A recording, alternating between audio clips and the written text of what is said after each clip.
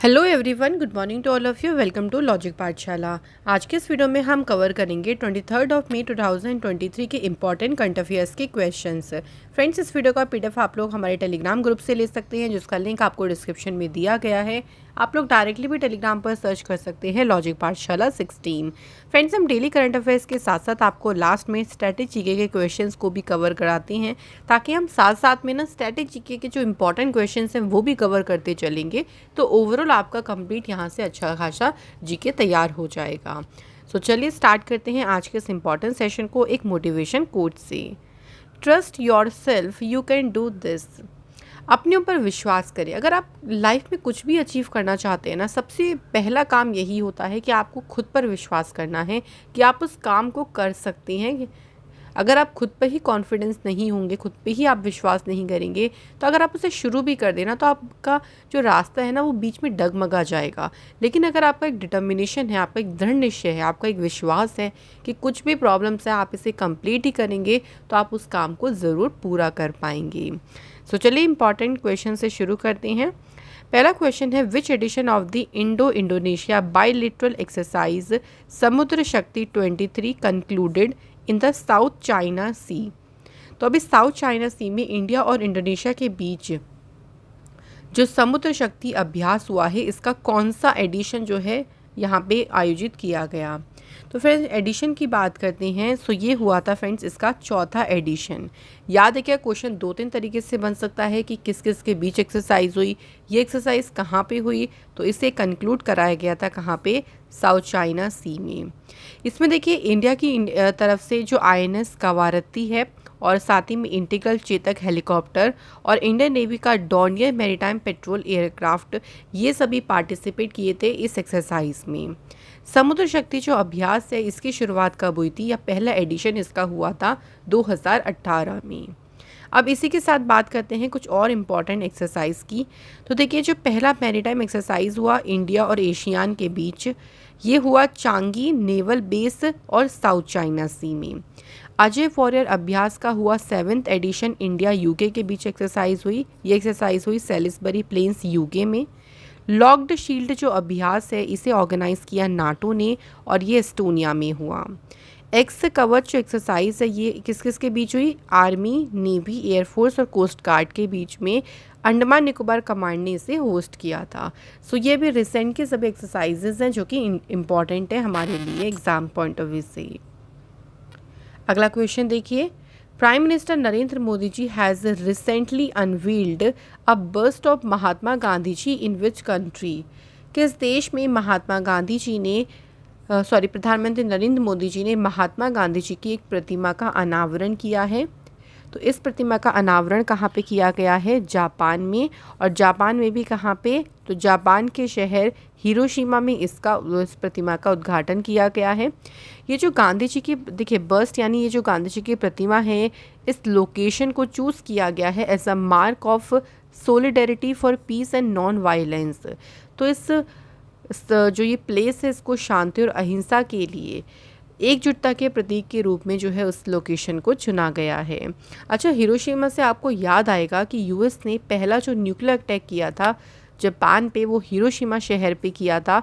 कब किया था ये भी हमें याद रखना है, 6 अगस्त 1945 को किया था। उसके बाद नागासाकी में 9 अगस्त, 3 दिन बाद ही नागासाकी में दूसरा न्यूक्लियर अटैक किया गया था US के द्वारा। ये दो एग्ज़ाम में बहुत पूछते हैं, इनका ईयर और उनकी डेट एग्जैक्ट ध्यान रखिएगा। बात करते हैं जापान की। तो जापान की कैपिटल है टोक्यो, आप यहाँ लोकेशन में भी देख सकते हैं टोक्यो। करेंसी है येन और प्राइम मिनिस्टर है फूमियो किशिदा। अगला question, which of the following country will observe 2025 as a special tourism year. कौन सा देश 2025 को विशेष पर्यटन वर्ष के रूप में मनाएगा। सो आंसर है नेपाल, जो है जो 2025 आएगा ना उसको स्पेशल टूरिज्म ईयर के तौर पे सेलिब्रेट करेगा। जो डिकेड है यानी विक्रम संवत का जो 2080 का दशक है उसको विजिट नेपाल डिकेड के रूप में मार्क किया जाएगा और 2025 को स्पेशल ईयर होगा टूरिज्म के लिए, याद रखिएगा।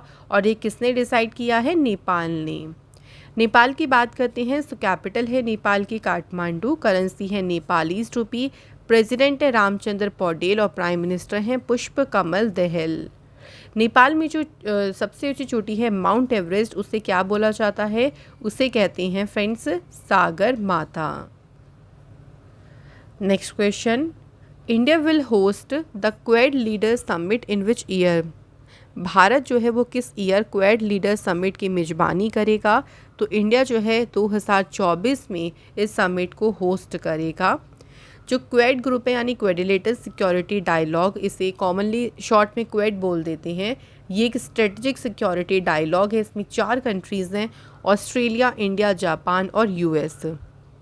इसका उद्देश्य क्या है देखिए, तो इसका मेन उद्देश्य है कि कंट्रीज़ को क्लाइमेट चेंज के जो इफ़ेक्ट हैं उसके प्रभाव को कम करने, साथ ही में क्लाइमेट रेजिलेंट को मजबूत करने यानी जलवायु लचीलेपन को मजबूत करने में हेल्प करना, ये उद्देश्य है इसका।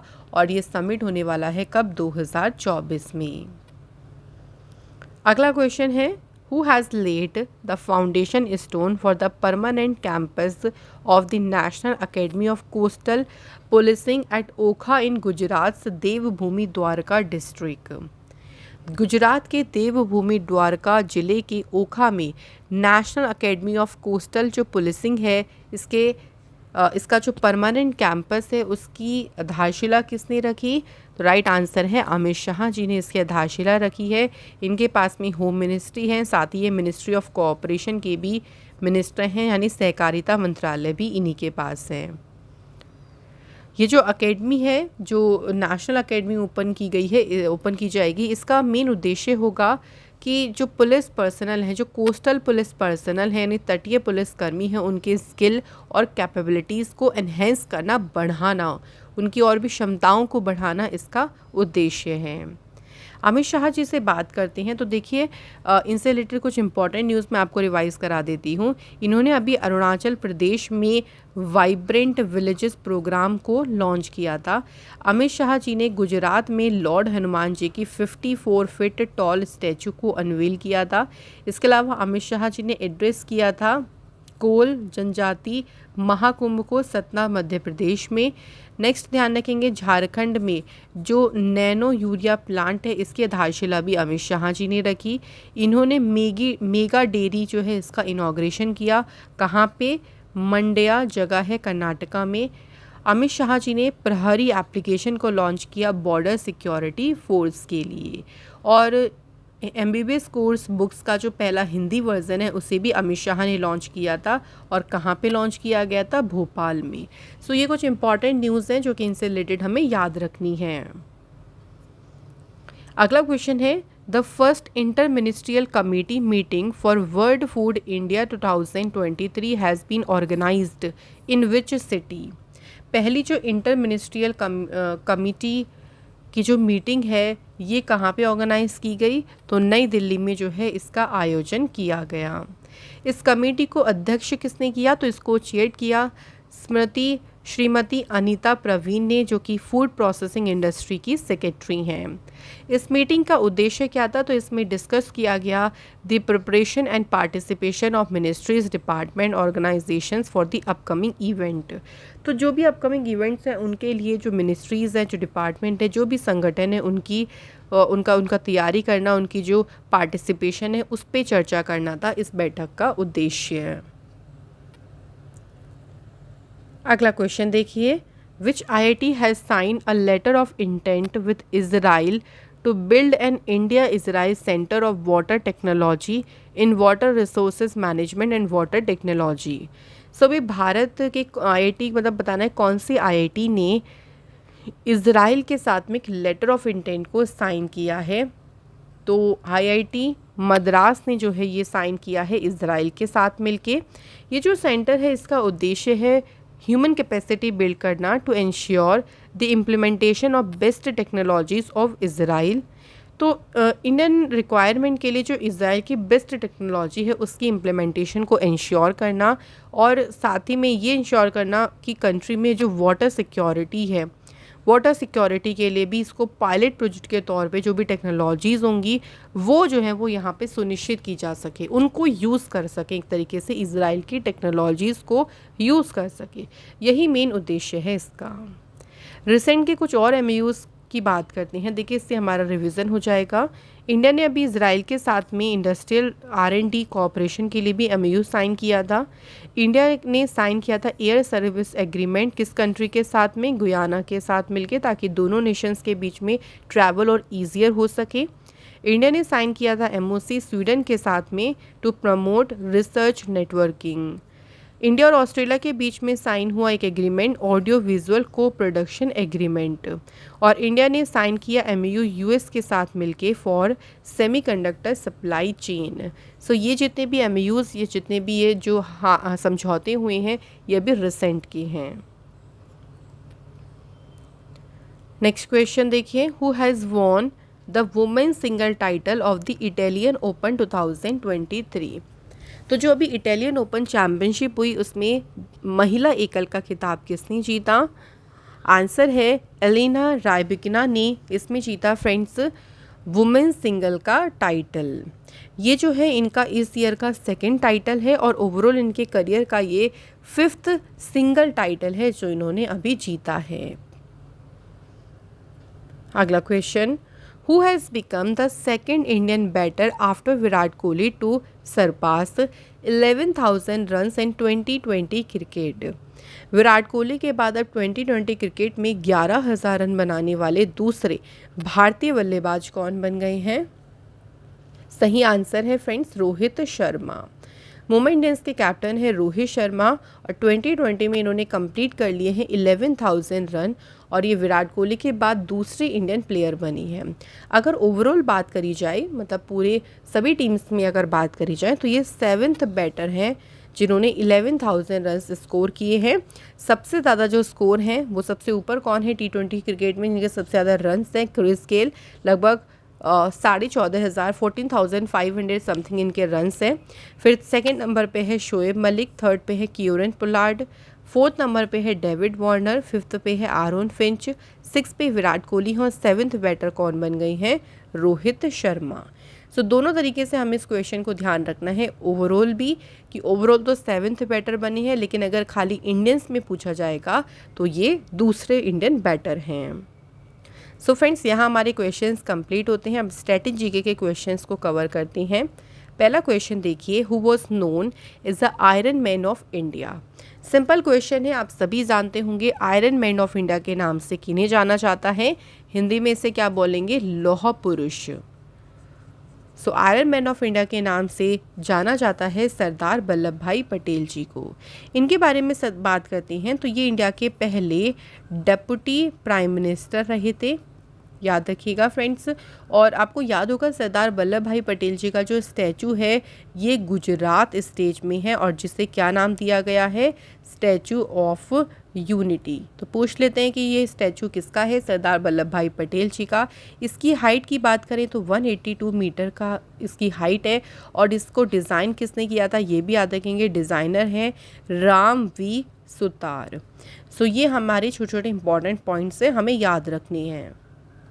अगला क्वेश्चन है, which was the largest empire in India. Bharat में जो सबसे बड़ा एम्पायर था वो कौन सा रहा है? तो राइट आंसर है हमारा Maurya empire. So largest empire जो है मौर्य एम्पायर रहा है, याद रखेंगे। इसके बाद है, what was the major economic source of the Indus valley civilization. देखिए इंडस वैली सिविलाइजेशन का जो मुख्य इकोनॉमिक सोर्स था वो क्या था? सही आंसर है एग्रीकल्चर यानी कृषि। तो मेनली देखिए वहाँ पे जो मेजर इनकम होती थी ना वो कृषि से होती थी, इसलिए कहा गया है कि ये वहाँ का मेजर इकोनॉमिक सोर्स था। अगला है, which of the following was most probably the first metal to be used in India. सबसे पहला मेटल जो इंडिया में यूज़ किया गया था वो कौन सा था? तो याद रखेंगे सबसे पहला मेटल कॉपर को जो है वो यूज़ किया गया था, पहला मेटल जिसे यूज़ किया गया था। नेक्स्ट है, Kautilya was the prime minister of which of the following Kings. इनमें से आप देखिए कुछ किंग्स के नाम लिखे हैं, कौटिल्य किसके प्राइम मिनिस्टर रहे थे? आंसर हो जाएगा चंद्रगुप्त मौर्य।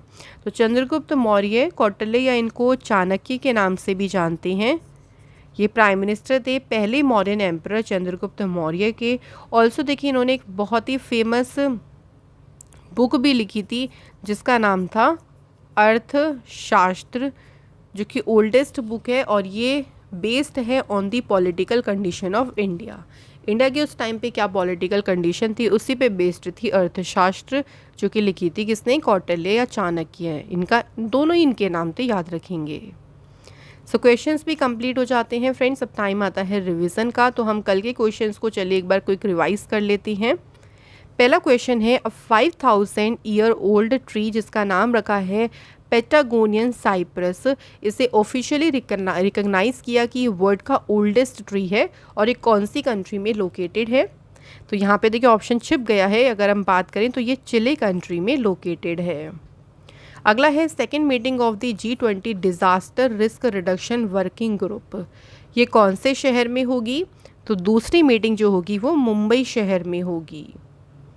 नेक्स्ट है which city has become the first city in India to accept the localization of sustainable development goals, सतत विकास लक्ष्यों के स्थानीयकरण को स्वीकार करने वाला भारत का पहला शहर कौन सा बन गया है, भोपाल।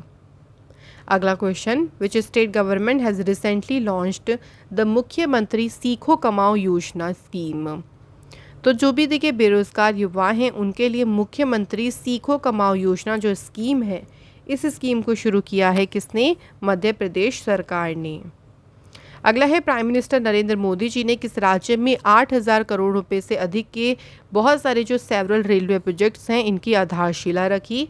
सो कौन सा स्टेट है, आंसर इज उड़ीसा।